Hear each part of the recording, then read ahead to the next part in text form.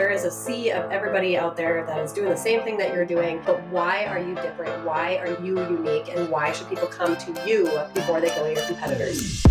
Welcome back to Duo On Air. I'm Abby. And I'm Courtney. And we're the ex-agency turned entrepreneurial team that puts the Duo in Duo Collective. Our boutique organic marketing agency specializes in SEO, social media strategy, and branding. We're an everyday pair of business besties / marketing experts obsessed with helping our community learn more about what it takes to run a business. Which is why on Duo On Air, we're not holding anything back. We're giving you all the info we know about how to grow your business organically so you can be the confident CEO you were made to be. And how to navigate life as a small business owner. Whether it's on your own or with your best friend by your side, so grab your coffee or your mimosa, we don't judge, and settle in for a quick value-packed episode of Marketing Tips. Welcome back to the Duo On Air podcast. This is episode number 126, and today we're going to play a fun little game to test the strength of your brand. So are you ready? Have you heard of the 3 C's of branding? I promise we're not going to like a lecture hall and going to just quiz you about a bunch of stuff, but this is rather important. And this is the quiz you're going to take at the end to understand if your branding is in a really good spot. So the 3 C's of branding are clarity, consistency, and constancy. So we're going to break down what each of these mean. So let's jump into the first one. Yes. So clarity is the first one. Are you crystal clear about your brand? So brand clarity means having that well-defined brand identity, the target audience, and the unique value proposition of your brand.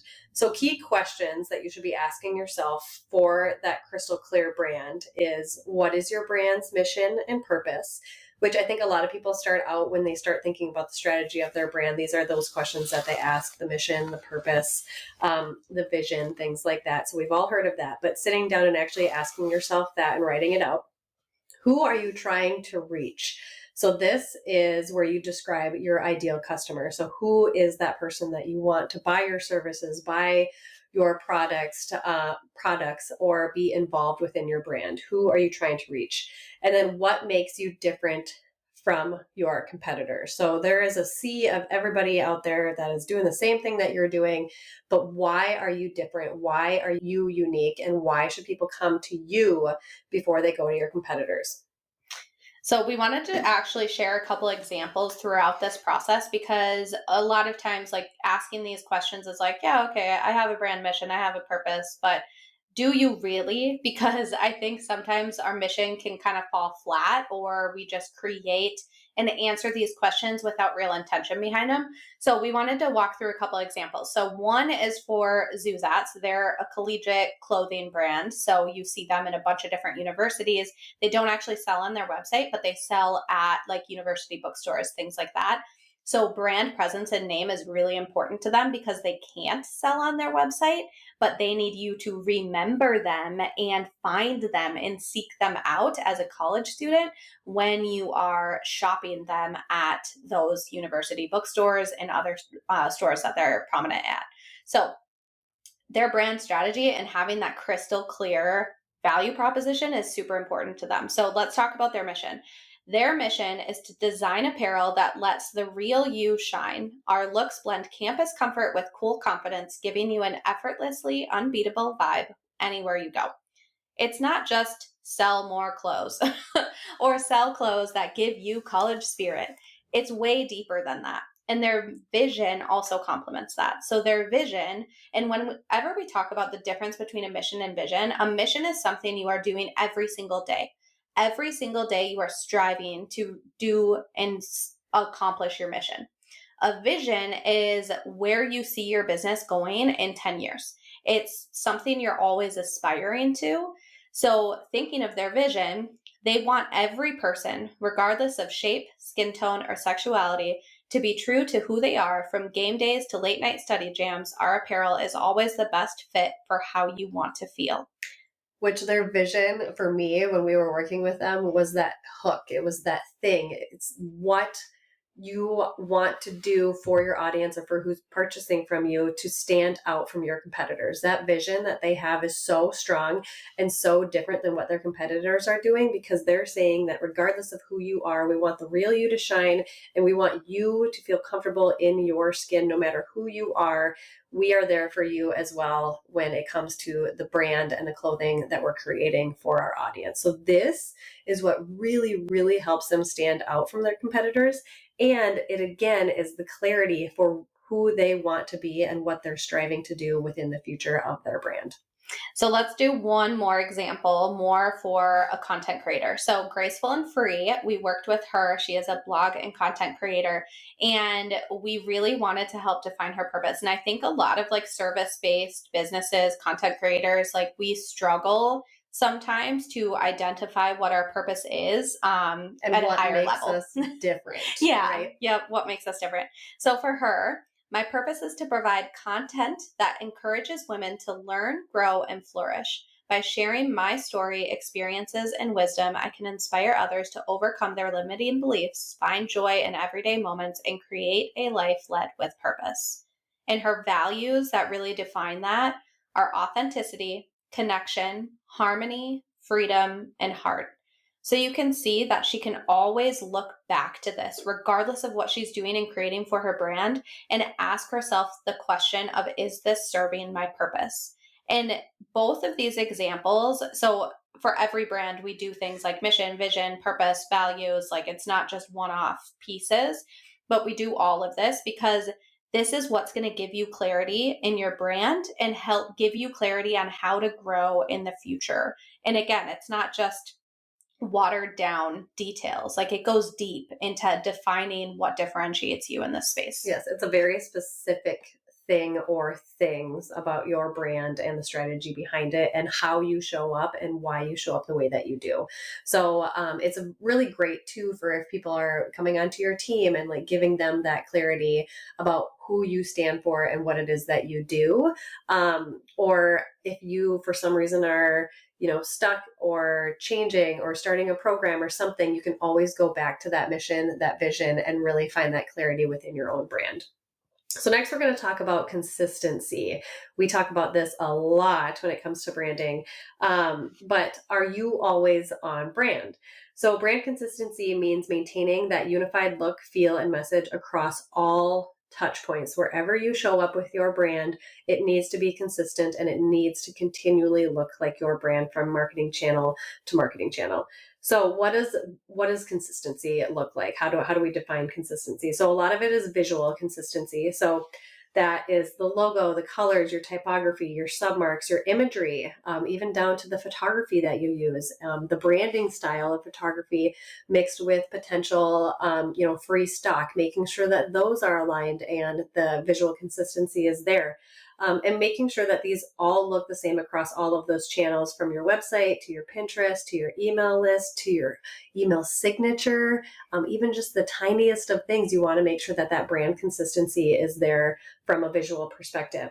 But don't forget about the messaging consistency either. So we want to make sure that our taglines, our brand voice, our communication style, how we show up within our messaging is also the same.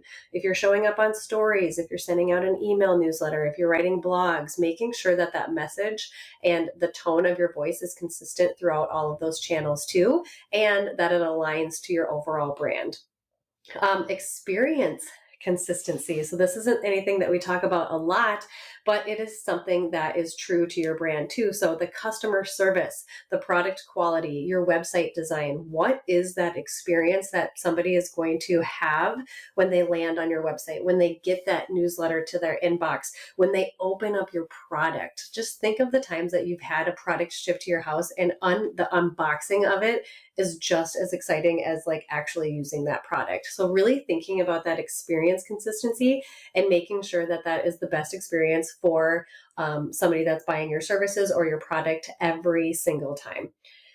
And then what people say. You are exactly who I thought you'd be from engaging with your content. So that is the biggest compliment that you can get. We have so many people when they come into our ecosystem, they're like, wow, you girls are so fun. And like, I just like, you guys are like the friends that I want on my block and I want to grab a coffee with you. And when I met you and talked to you in person, I had that same feeling of just like wanting to be your bestie. And Abby and I always laugh and we're like, well, that's great. Like that is what we want you to feel like. We want you to feel like our best friend, like we can go grab a happy hour or a coffee and we can just like shoot the shit and have a good time, but also talk business.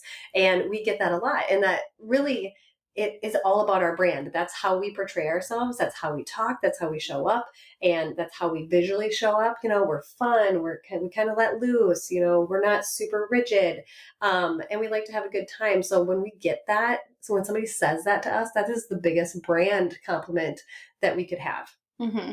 For sure. So I think when you think about consistency, it's really easy to understand, okay, yeah, visually I need to look consistent everywhere. The hard part most of the time comes down to the voice piece of it. Yes. Like, how does that come to life? So we're going to, again, use the same clients to share some examples with you of how having a clearly defined voice and personality can really help you create your content. So going back to Zuzats, we have defined a voice for them, and that was really important. So I'm just going to read through this so you guys can kind of hear what a clearly defined voice actually is.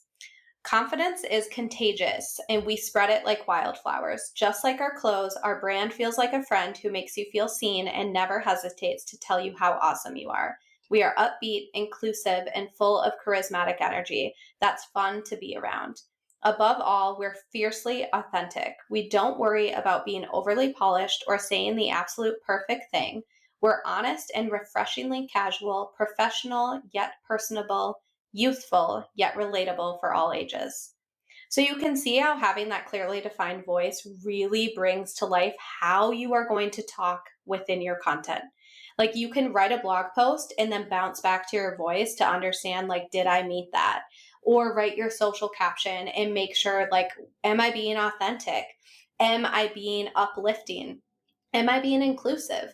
Like you can pull out these nuggets that your voice defines. This is how you should be everywhere. And we also like to define personality for brands too. So we do this in a this, not that format because it really helps to bring it to life. So for example, we are confident, but not arrogant. We are inclusive, but not performative. We are bold, but not abrasive. We're energetic, but not hyper. And we're trendy, but not cliche. So you can see how all the knots help bring to life what that actual personality should be. It brings through a little bit more clarity Yeah. to what they are and what they're not. Because sometimes if somebody says, my brand is energetic, somebody's gonna be like, ooh, like, are you hyper and like bounce off the walls and like Red Bull and like all of that? Like, no, we're energetic, but we're not hyper. So we bring energy in a different format. So it's really the this, not that approach brings a lot more clarity to those personality pieces. Yeah, for sure. So let's take a look at Graceful and Free. So for her voice, the language used in Graceful and Free is encouraging, genuine, and friendly. I show up honestly and share my experiences in the hope that my story inspires other women to go after their biggest dreams, their deepest desires, and the life that lights up their soul. And for her personality, she's empowering but not authoritative, friendly but not overbearing, joyful but not dishonest, and genuine but not fake, which I think those are really, really key because there are definitely accounts out there where they bring the joy in the everyday, but sometimes you just feel like they're fake, right? Right. And that was so key to her. Authenticity is one of her values. If you recall from the last C that we were talking about, authenticity is key for her. So she's going to show up, she's going to be joyful, but she's not going to be fake, and she's not going to show you the real like joy moment. She's going to show you both sides. Yeah. So. And she's going to talk about her experience and where she's been, again, to provide that authenticity, but also that encouragement along the way too. So with these elements, can you see how they can help create the content that follows those two C's, the clarity and the consistency? I think both of those examples and just kind of talking through that really starts to provide that. But what about that third C, the constancy, which is building a brand that lasts? So this refers to the longevity and the enduring nature of your brand, which is something that probably gets overlooked in that phase, that strategy phase of like creating the clarity and the consistency, because we hear about that a lot, but we don't hear about the longevity of a brand. So it's about creating that brand that stands that test of time, right? It's timeless. It's going to last years. It's going to be strong for years. It's going to relate back to you and your brand for years to come. So it's more than just that trend. We see fads and trends all of the time, and everybody wants to jump on them because for good reason, they're fun in the moment, but they're not something that's going to have that test of time and make it through that season of being a fad. So it's about building that legacy that resonates with generations and customers for years to come. So really making sure that this brand is going to last you year after year after year. Consistency, we like to say it's kind of constancy. These words are so close. Is your insurance policy against becoming irrelevant. You don't want to fall flat or become irrelevant or just a fad that was really popular for a while and then you kind of just start to lose that relevancy. So how can we ensure that we are meeting this third C? One of them is by defining your core values. So this is something that we do in the process of building out strategic brands as well, is what are those core values? What are the unwavering principles that guide your brand? And are they clearly articulated and woven into everything that you do? It really is fun to kind of sit down and work through everybody's core values when we do this process with our clients, because it really is those values that you stand on, that you want your brand to have for the entirety of your brand's life. And what are those things that define those core values? Creating a timeless visual brand identity. So I think a lot of people, when they hear timeless, they're like, oh, boring, a sans serif font that's black and super easy to read. And like, let's think about Apple, that's not necessarily true. Sure, Apple is a very timeless brand and they have a great brand, but it doesn't mean your brand has to be boring. It doesn't mean your brand can't have color or energy or style or passion. It's just how we craft that brand visually to make sure that it will live on and that it isn't falling into some sort of a fad or trend in the moment.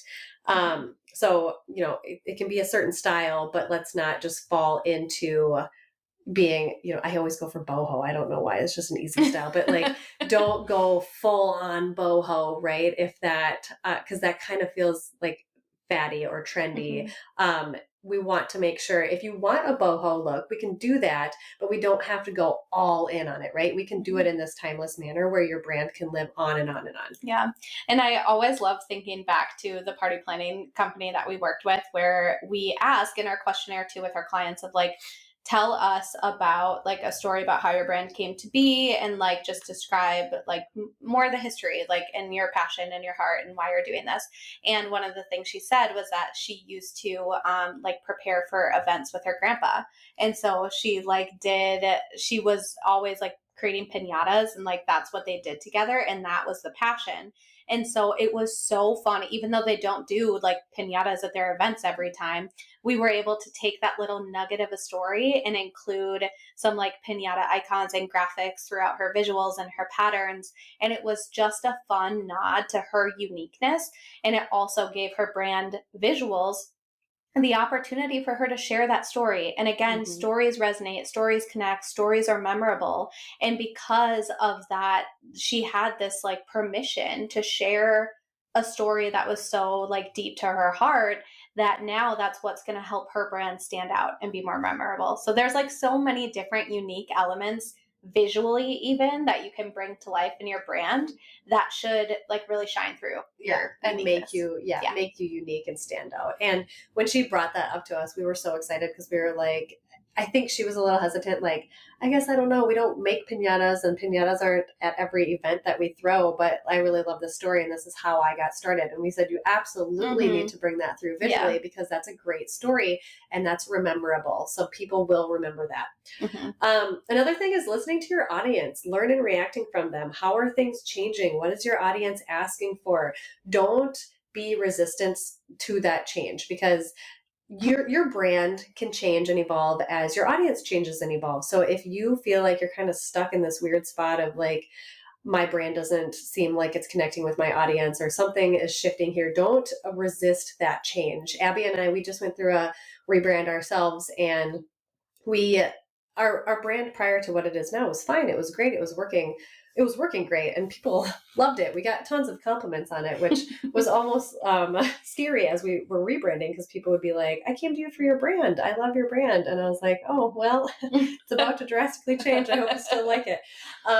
But it didn't feel like us anymore. So we took a step back. We were like, we need our brand to reflect us a little bit more. Well, and our business grew. So like this whole C is about longevity, like making sure your brand can stand the test of time and grow with you. So you don't want to pigeonhole yourself into one area, which like sometimes is even, you need to think about that even from your business name. Like, does your business name have longevity too? So that's another thing just to think about is like, you need to be building on that longevity of your brand. And if your brand grows, adapt, grow with it. Like you need to not be resistant to change. So like for even just the simplest things, AI is becoming more of a thing now. Don't resist it. Like find areas where you can lean in. Like the more resistant you are to change, the more your brand isn't going to follow the C. Right. And then the last one is fostering community. So this part is huge. You need to create spaces for people to engage with your brand, especially if your brand isn't a person. So you need to give them opportunity to interact with your brand, be a part of your brand, live and breathe your brand and have fun with your brand just like you do. So really fostering that community and making it available for people to engage with your actual brand. I think this is really easy to think of for like us because, you know, we are like the ones that create community. I think this is harder for businesses like my husband's, for example. He's starting a brewery and he isn't the person, like him and his partner aren't the people that are going to be creating the community only. Like their whole staff and all the people a part of that brewery are going to be responsible for it. And the neighborhood. So the name, like the name Brewhaven has to be the community like leader. Like you have to give that name the personality. Like that is the voice and the personality. It's not the person. So I think depending on what your business is, like you need to make sure that your business has the personality and the voice and all of that tied to the business, not just the person. Yeah. It's easy for us because our brand is us essentially, but it's not always that easy for everybody. Yeah. And I mean, you saw us do it for Zuzats. Like that's not like, that isn't a person, it's a name. Like that's definitely something that you need to just make sure you define that, because anyone touching that business is going to have to bounce back to all of that. And as we were reading those, that did sound like a person though. So it's, you can take that name and make that name sound like a person. So just something to think about when you're kind of thinking about those 3 C's. So we would be curious what you think. Does your brand pass the test of these 3 C's? Or is it time to have another look at your brand's foundation if it doesn't pass this 3C test? If you like this episode, please be sure to share it with a friend and subscribe so you don't miss any new episodes dropping every Monday. Plus, if you haven't already, please go ahead and leave us a review and don't hesitate to share any new episode ideas. We absolutely love hearing from you and creating this content for you. See you next week.